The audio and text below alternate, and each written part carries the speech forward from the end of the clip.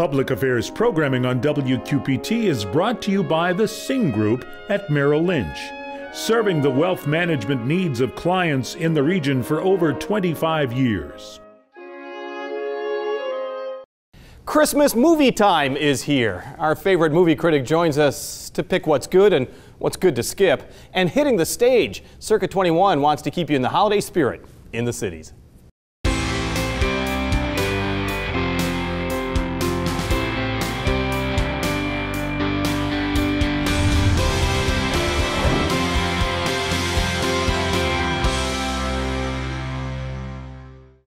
Well, once the presents are open and your checkbook is all but drained, you might want to head out to the theaters for some of the year-end blockbusters that are sure to entertain or at least be nominated for some major award. So what's worth watching? River City's reader-editor Mike Schultz joins us every Christmas season to give us a look at what's good in the cinema. Can't believe a year's passed. It has. It really feels like just yesterday we were doing this. And still we're talking about a mega blockbuster at Christmas, which is the tradition. We're looking at Star Wars for Christmas. Absolutely. Yet again. It's our biannual Christmas present so basically true. now. Is this a franchise that's ever going to end? You could run it forever. I mean, just keep true. doing offshoots. I mean, now we've got the new Han Solo prequel coming next summer. So yeah, you can run that thing into the ground all you want, I think. You do like it, I know it, but does it have staying power? Yeah, I think so. I think it's got a broad enough myth structure, and I think it's entertaining in a lot of different ways. But in terms of you like these people right now. I mean, the new characters that they invented a couple of years ago, the three leads at least are just all really unbelievably appealing. You don't mind spending your time in their presence, whether they're fighting or whether they're just joking around. I think it's I think they can stick around for quite a while. So for you, a traditionalist, you can have the cool special effects, but it's always the character and the plot and the story. At the end of the day, I mean, I like Avengers movies when they're talking. When they're just hanging around the clubhouse, I'm having a blast. It's when they're fighting somebody up in the sky for 20 minutes that I could really care less. But yeah, the dialogue works, the actors work. Yeah. Let's talk about 2017. For sure. It was kind of a slow year to start off with, wasn't it? I mean... Well, I would say that, and yeah, there was not a lot that was great, except that my #1 favorite movie still is from February, which is Get Out, the Jordan Peele horror movie. Still my #1. Really? And I've only got, 3 weeks to go to get caught up on everything. Out, yeah. So yeah, it's still... I've seen it probably about a half dozen times, and it is still fresh and surprising and smart as all get out. I it's loved a horror movie. Yeah, it's a horror satire, commentary on society, but beautifully acted, beautifully written, just thrilling. And from February, so. It took a long time after that to find another good one, I would say. Did you have a big disappoint? Nothing hugely disappointing. No, I wasn't crazy about the Thor sequel. I thought it was perfectly fine, but not really worth the raves. Yet it did amazingly well at the box office. It's still doing great. Yeah, exactly. Part of the problem with for Justice League, as far as the money that the disappointing $200 million that it's made, is because I think it came too soon after Thor, when that thing was still doing gangbusters and people liked it more, and so that I think ate into Justice League's money quite a bit. But still, once again, it is a big year for superheroes. Sure is. Wonder Woman was great, though. Boy, that movie was fantastic. Yeah. And the Spider-Man reboot, I was not looking forward to, because how many times already must we endure this? And it was fresh and funny, and the effects were great, and Michael Keaton was a fantastic bad guy. Tom Holland, who plays Spider-Man. They basically redesigned it as a teen comedy. It's a superhero epic as teen comedy. And was same with Wonder Woman. That was kind of designed as a fish out of water comedy. And of course, earlier this year we had Logan, I forgot about, the Wolverine movie, which was also fantastic because they kept the focus very specific. It's not the world is going to be owned by some gigantic uber villain. It's this very specific kind of small story involving the heroes. And they're all kind of like that. All the best ones were like that this year. Well, and we're always seeing, especially with the superhero and the sci-fi, is that they become serialized. And let's be honest. I mean, it happened with Superman way back in the 80s, late 70s, and that's just the way it is. Sure. Is that the way it's going to be in the coming year, in 2018? As long as it makes money. And they are. Absolutely right, sure. Cost money too, though. They cost money too. And that's going to be what's interesting going forward, is because they've made plans through 2020 and beyond, continuing these series and these franchises. But when you're spending a reported $300 million on Justice League, and that thing is now just making 200 as it's starting really to dip. And Star Wars is just going to eat up everything next week, or coming soon. They're going to have to really start thinking about the budgeting on these things. Well, and let's be honest, though, that it also has a international flair. These type of movies play well on the other side of the globe, and also, I'd assume, play very well in home video and streaming services. I would imagine. As far as that, I'm not sure. I don't know how much you need a gigantic screen experience to enjoy those movies. I think Avengers, for instance, works just fine on a TV because I'm there for the dialogue.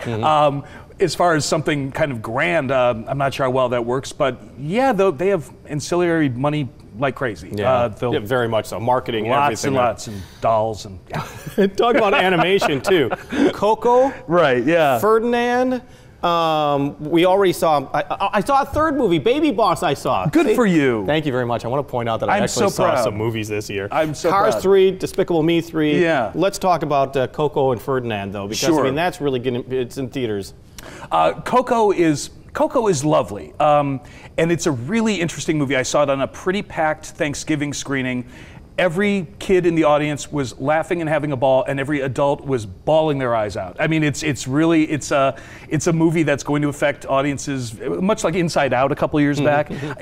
This one is a story about death, and it's basically about how you deal with the passing of a loved one. And so every adult is just kind of weeping into their popcorn going, I gotta call grandma when I go home. And all the kids are just laughing at the pratfalls and having a blast, you know. And Ferdinand, I haven't had the chance to see yet, but I'm looking forward to it.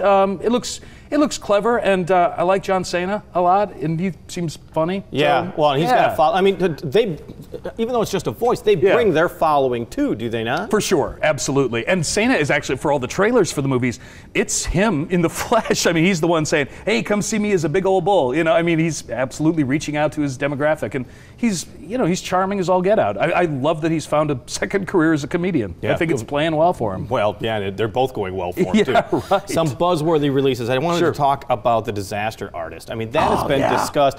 That is such a great premise. Yeah. And then you got the Franco brothers. You do, but I like the Franco brothers. They really work for me. I didn't mean that in a bad way. Okay, all right.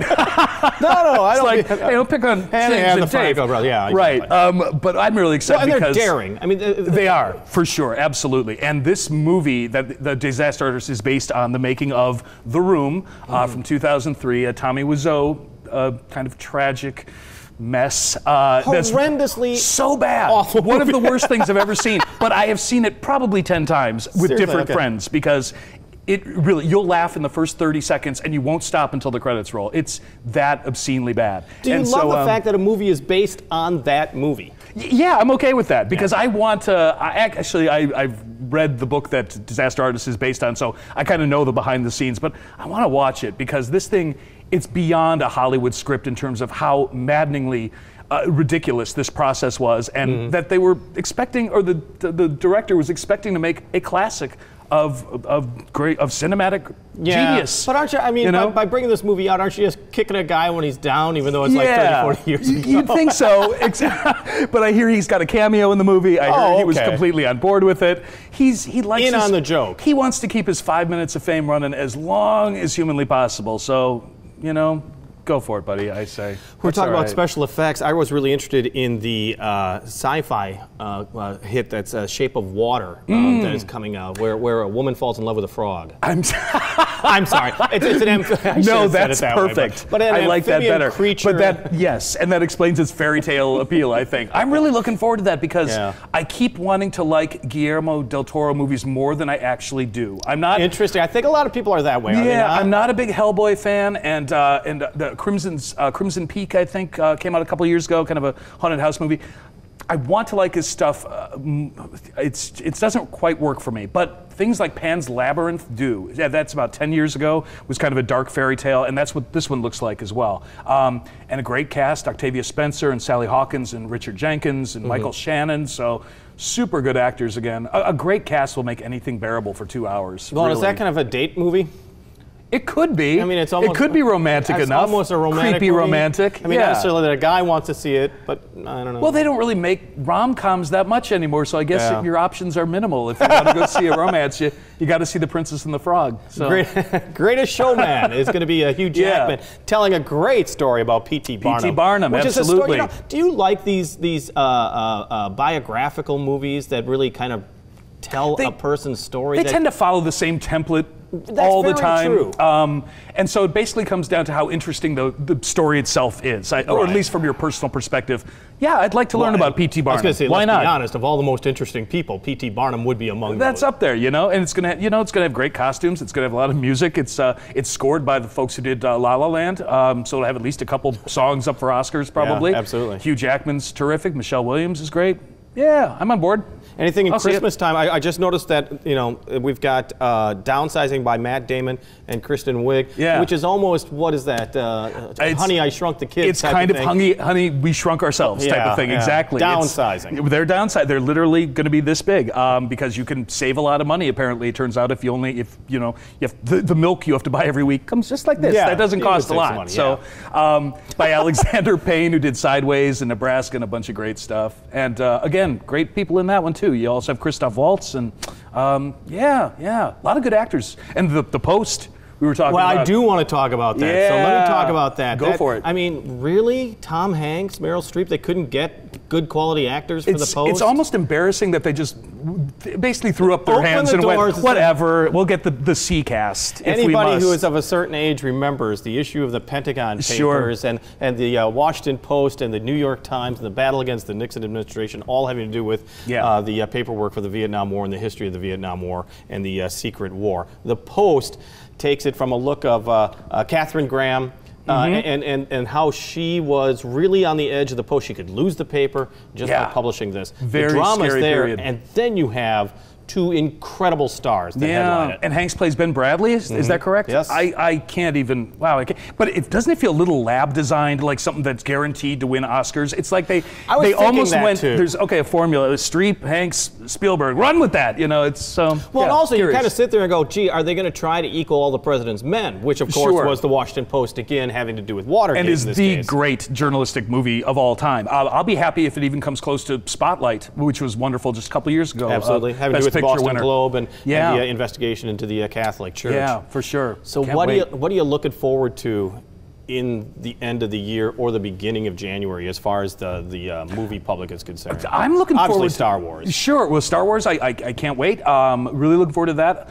The Post is huge. I mean, it's huge on my must-see list for sure. And like you said, that's Oscar bait. I mean, that's just everything. More Oscar bait that I'm looking forward to, though, is called The Darkest Hour with Gary Oldman playing Winston Churchill, which is basically a prequel to Dunkirk in many ways. It's about the decision-making process that went into that rescue operation. Right. So it sounds like that's that's a History Channel double feature for you, right? I was going to say, what a piece of history that is, saving yourself at the onset of World War II. Yeah, so absolutely. Right. So that's January is when we get the Oscar bait that opens in New York and LA and Chicago in December. They all have a drought in January, and we get all the good stuff. So bring it on. For family movies, Coco is terrific. Star Wars is going to be a family movie regardless. As violent as it gets, it's never going to cross the line into too much violence, I think. Ferdinand, I'm sure, will take a bunch of dough. Absolutely. I think there's a lot of good stuff for the kids out there these days. 2018, easy to equal 2017, or? Yeah. What's in the pipeline, I truly don't know much about what's coming, but it hasn't been the greatest of years. It's been fine. There's been great stuff. Lady Bird is amazing. That's right. Oh, Lady Bird is so good. The Florida Project I didn't even touch on that because I saw Lady Bird and I thought it had to do with LBJ's wife. It came out like 2 weeks after the LBJ movie too, which was bizarre. Yeah. And what did you think of that as well? So good. I thought Woody Harrelson was maybe as good as I've ever seen him. I thought he was fantastic. I thought he nailed it. He went for it, and it's a big outsized character role for sure. LBJ is, and critics have kind of said, or some critics have said, perhaps you didn't have to go so far with the makeup, because he was so good playing the character. You didn't necessarily need the big ears and everything. I agree. It didn't bother me that much. Lady Bird's makeup was horrific. Jennifer Jason Leigh, who plays Lady Bird, wow, I've never seen a faker nose in my life. It was like Pinocchio, but the coloring didn't match with her face. It was like you just basically shoved that right on her face and said, action. It was sad. It's going to be hard to watch the movie again, at least those scenes. I was going to say, how bad is that for you? Because you pick up little nuances that must drive you nuts from the beginning to the end of the movie. I'm not sure anyone could miss that particular nuance. That was a rough one. That was really hard. Not so much a nuance. But it's a really good movie beyond that, so take that for what it's worth, I guess. Mike Schultz from the River City Reader, always a pleasure to have you here. Yeah, so fun. Thank you for inviting me. You can always go to their website and read up on some of the movies you've already reviewed. It's always a good read, a great writer, a good friend of our program as well. In a moment, Circa 21, ready to keep your holiday spirit alive. But first, Laura Adams has a couple of ideas of her own if you want to go out and about.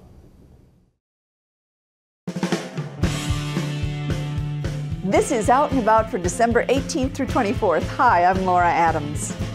The weather is just right for a trip to Frozen Landing Family Ice Rink in Bettendorf. It's free, or if you need skates, rental is $2. Families of all ages can expect tons of fun while attending the Polar Express 3D movie at the Putnam Museum in Davenport. The Quad City Botanical Center's gardens will be in winter bloom this December with thousands of glowing lights during the brand new Winter Nights Winter Lights through the 30th. Bundle up, stroll through the gardens, and then warm up inside at the Hot Chocolate Bar. It's time for the Ida Kramer Children and Holocaust Essay Contest and the Meyer and Francis Schnerman Holocaust Visual Arts Contest for kids in grades 7 through 12.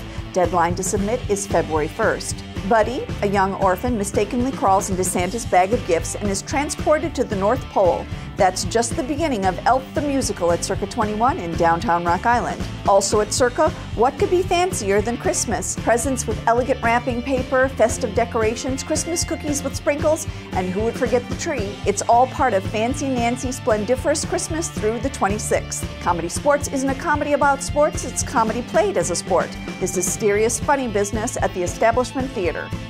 For more information, visit WQPT.org.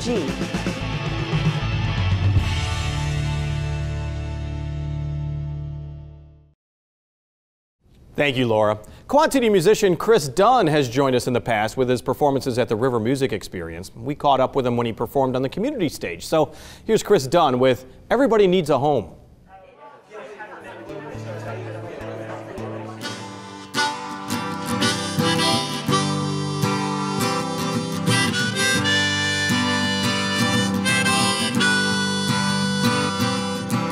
Home is where the heart is, and I love these downtown streets, but the street is no place to call a home, and in the shelter at night it can feel so alone. Everybody needs a home, everybody needs a place to call their own. Living on the street ain't nowhere to be, everybody needs their dignity. When I'm comfortable, I say I feel at home. When I'm home, I never feel alone. My home right here is where I wanna be. Home is part of the community. Everybody needs a home. Everybody needs a place to call their own. Living on the street ain't nowhere to be. Everybody needs their dignity.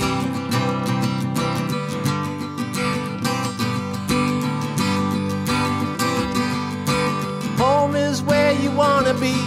When you're home, you're with your family. Home is a place where you relax with friends. Home is a feeling on which you can depend. Everybody needs a home. Everybody needs a place to call their own. Living on the street ain't nowhere to be.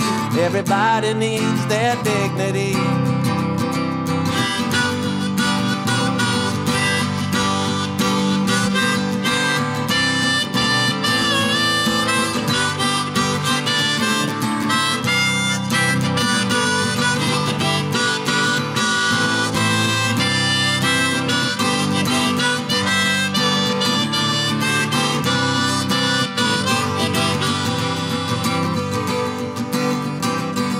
Well, the shelters around here, they get full at night, but housing's not a privilege, it's a right. So this is what I gotta know. Why do some people have nowhere to go? Everybody needs a home. Everybody needs a place to call their own. Living on the street ain't nowhere to be. Everybody needs their dignity. Everybody needs their home. Everybody needs a place to call their own. Living on the street ain't nowhere to be. Everybody needs their dignity. Everybody needs a home. Everybody needs a place to call their own. Living on the street ain't nowhere to be. Everybody needs their dignity.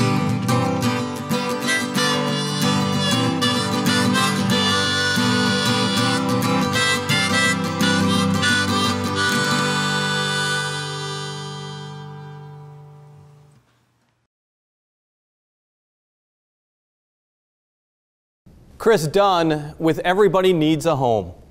You might want to give the gift of dinner theater this holiday season. Circuit 21 is marking its 40th anniversary with its annual schedule of holiday favorites for adults and for children as well. And joining us is Brett Hitchcock from Circuit 21. This is the happiest season of all. Oh, absolutely. Yeah, busy time. You got Elf on stage right now. We have Elf on stage right now. How can you believe that thing's a classic now? It is. It's only been out for what, 10 years maybe, and it's a holiday classic. The movie came out in 2003, of course, with Will Ferrell. I'm not getting old, so 15 years ago. but it's just, and it's also just been released. I mean, we're the first dinner theater in the country to get the rights for it, which is a real feather in our cap. I mean, it came through the Adler last year on a tour, and it's been touring. But other than that, we were really lucky to be able to get it when we did. Opening day was back in November last month. Yep. So what have you seen? What's been the reaction? Terrific. In Yeah. fact, we've been selling pretty much everything now between now and Christmas is sold out. Yeah. I mean, we've added 6 performances of it, and people just love it. The gentleman we have that's playing the Will Ferrell character, Buddy the Elf, his name is Luke Rose. He's from New York, and he is phenomenal. He is Buddy the Elf off stage. You know, that charm and that goofiness and everything else, that's Luke off stage as well. So he comes on and he's perfect for the role. He doesn't have to eat all that sugar with the syrup. Oh, absolutely they do. That? Sure, they do this, the pasta, and he's got the syrup doing? and gained a few pounds. I was going to say, I would think so. So during the holiday season, to have a hit like that, I mean, that really helps the entire year for you, doesn't it? Absolutely. Well, our season kicks off with the holiday show, so it's a great way to get out of the gate with the Christmas show. And yeah, it's doing really well. And we pushed that right into Disney's Freaky Friday, which we're doing one of the first of in January too. So tell me about that, as long as you're bringing it up, because Yeah. that's the next big event for you. Absolutely. I mean, we're one of the first theaters around here to get the rights for that as well. And of course, that follows the 2 Disney movies about the mother and daughter who switch places. And so we're looking forward to that. And that kicks off in January and runs through the middle of March. Well, that's already been cast, right? Yep, everything's done with that. So what do you like about this particular cast? Well, I mean, I think we've got a good mix of people. Yeah. A lot of people that have not worked for us before. So, you know, we have seen tapes as they submitted for auditions, but we have not seen them live. So it'll be a good guess. You got to love that too. I mean, any Yeah. fresh blood, and it puts Circa on the map as well among the artist community. Absolutely. Yeah, no, it's always nice to have actors come in, and you know, there's sometimes, you know, you don't quite know for sure. You know, you do your homework. If somebody submits a video, you know, you'll look at their resume, and we'll check with other people that we know in theaters across the country if they've worked there before and how they are to work with. You know, similar to you do for any job, we do that for actors as well. And you know, if they get a thumbs up, then we'll usually push forward. So, and rarely is it a problem. So, but again, it is nice to get new actors in, not the same people that our audience has seen time after time after time. So. It is also interesting, because you got Elf on now. Freaky Friday's coming up. Yep. I mean, you're talking about productions that really are of interest for the very young, all the way through grandpas like me. Absolutely. You know, I mean, that's a key, isn't it? Yeah, well, it is. You have to have a season that's going to appeal to everybody. And I think probably every arts organization in the country is trying to figure out how to get younger and how to do that and how to capture those young professionals and their families. And I think if anybody could ever figure out how to do that, they could retire from whatever job they're doing. They could make millions as a consultant. Yeah, absolutely. But the way for us is to put shows in like that, to put shows in like Elf, you know, that are more current than other holiday shows like Miracle on 34th Street and White Christmas and some of those other ones that you know, may, you know, the parents or the grandparents may be familiar with, but not necessarily those in their 20s. So. But you know, I mean, I would think that the magic of Elf and the magic of Freaky Friday is that everyone knows it as a movie, and I just want to see how you're going to put that on stage. Yep, and that's the same with Mamma Mia next summer too. We're Very doing that true. in the summer, so and I think that does happen too. People want to see you know, how we take these big movies and how the stage version comes out. Always want to point out you got children holiday music that's going on right now, so please tell me about that, because you get great crowds of kids. We do, yeah. Our summer, or sorry, not our summer, but our holiday children's show is a musical called Fancy Nancy's Splendiferous Christmas, which is based on the children's book, and that's running through December 26th. And yeah, it's a really fun show, very much geared towards kids. I mean, our children's shows are always about an hour, not much more than that, because we understand attention spans with young children, so that's an hour's about it. But a lot of interaction with the audience, lots of fun music. So yeah, it's a really good show and has been well received as well. Circuit 21 always likes to have a great event on New Year's Eve as well, and this year's no different. This is, for the first time ever on New Year's Eve, we are doing, it's called Surf Rock Beach Party. I saw that. We are having a beach party in the theater. So the last few years we've done a lot of Sun Records concerts, we've done Elvis. You wouldn't even mind bad weather in a way, because then you got come into the beach. That's right. We're encouraging people to wear their Hawaiian shirts and everything else. I mean, they may have to put their parkas on and their hats on to get in there, but once they're in the theater, take it off and have your Hawaiian shirts, and we're going to have a fun night. Music is all from the Beach Boys and Jimmy Buffett and just a wide range of artists, and it's going to be just a fun evening. And there's plenty of parrot heads around here, you know that. Yes, there are, absolutely. So you're touching a nerve there. Yep. And I also want to bring up the burlesque that you have, of course, going on, because the Speakeasy is open as well. Yes, it is. That's our secondary space next door, and on New Year's Eve we do have Bottoms Up Burlesque, which is the area's only regular performing burlesque troupe, is doing their annual New Year's Eve show. It's a kind of a best of show. And you know what? The burlesque was a novelty for a while, but now I think people are kind of, I don't want to say that they're getting used to it. It's like, it's not the shock.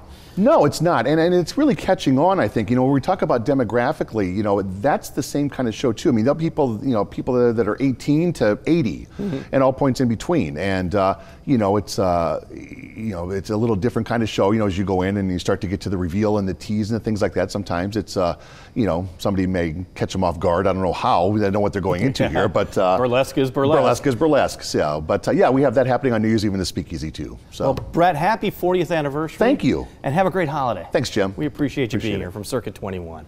WQPT is getting ready for a new year as well. We've got a party that we're throwing. We want to see you there. Tickets for our biggest fundraiser, Champagne on the Rocks, are now on sale.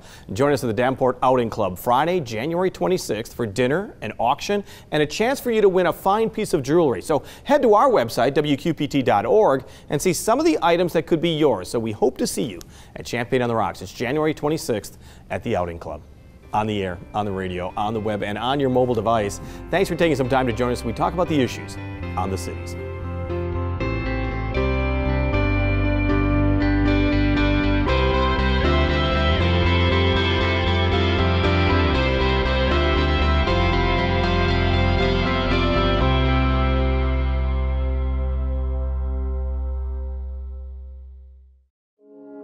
Public Affairs programming on WQPT is brought to you by the Sing Group at Merrill Lynch, serving the wealth management needs of clients in the region for over 25 years.